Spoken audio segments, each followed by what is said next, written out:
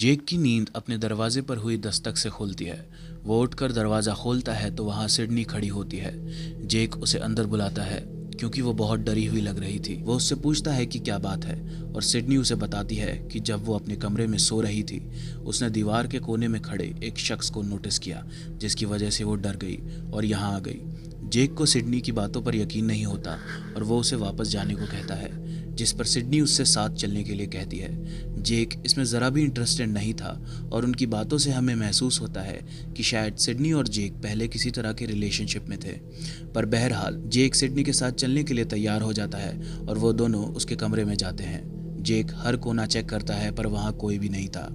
जेक उससे कहता है कि अगर वो शख्स उसे बार बार दिखता है तो वो पुलिस को फ़ोन कर सकती है और इतना कहकर वो वहाँ से चला जाता है। सिडनी उसे थैंक्स कहती है और सोने चली जाती है, पर लाइट्स बुझाते ही वो फिर उसे दिखता है।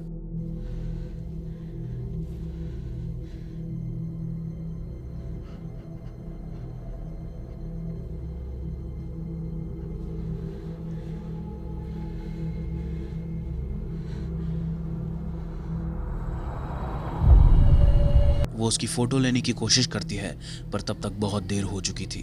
उधर जेक को याद आता है कि वो अपने कमरे का की कार्ड वहीं भूल गया है और वो उसे लेने के लिए सिडनी के कमरे में जाता है। वो नॉक करता है पर कोई जवाब नहीं आता। जेक अंदर आ जाता है और उसे अपना की कार्ड वहीं ज़मीन पर पड़ा हुआ मिलता है। वो उसे उठाकर वहाँ से जा ही रहा था कि उसे वो आदमी फिर दिखता है, दरवाजे के कोने से झांकता हुआ। जेक डर जाता है और वहाँ से अपने कमरे की तरफ भागता है। जेक बहुत डर गया था और अपने फ़ोन से पुलिस को फ़ोन मिलाता है, मगर वो अनजान था कि वो शैतान उसके साथ उसके घर में भी आ गया था।